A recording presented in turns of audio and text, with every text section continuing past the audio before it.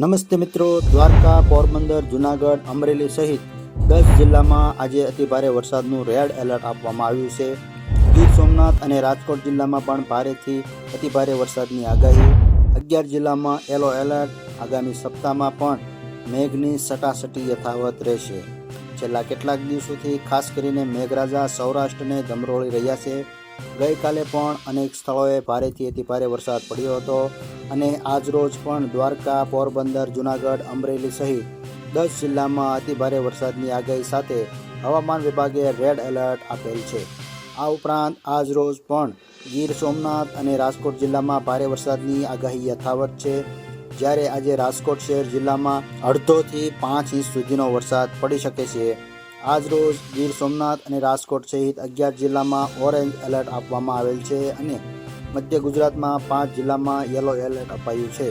હવામાન વિભાગની આગાહી અનુસાર આજે પોરબંદર, દેવભૂમિ દ્વારકા, જુનાગઢ, અમરેલી, ગીર સોમનાથ અને દીવમાં ભારેથી અતિભારે વરસાદ પડી શકે છે.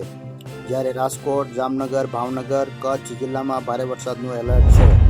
20મી જુલાઈએ ગીર સોમનાથ, અમરેલી, ભાવનગર, સુરત, તાપી, નવસારી, વલસાડ અને ડાંગમાં ભારે વરસાદ થઈ શકે છે.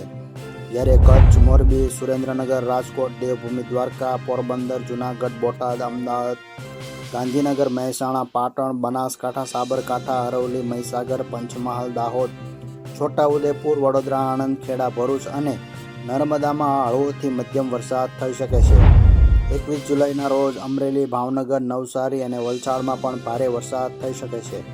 વધુમાં હવામાન વિભાગના જણાવ્યા મુજબ હાલ કચ્છ અને અરબી સમુદ્રમાં સાયક્લોનિક સર્ક્યુલેશન સર્જાયું છે. સાથોસાથ બંગાળની ખાડીમાં ડિપ્રેશન પણ સર્જાયું છે. આથી આ 3 સિસ્ટમથી આવતા સપ્તાહમાં પણ સૌરાષ્ટ્ર ગુજરાતમાં મેઘરાજાની સટાસટી યથાવત રહેવાની છે. મિત્રો આ હતા હવામાનને લઈ મહત્વના સમાચાર. અમારી ચેનલને સબસ્ક્રાઇબ કરવાનું ભૂલશો નહીં. મળીશું નવા વિડીયોમાં નવી અપડેટ સાથે.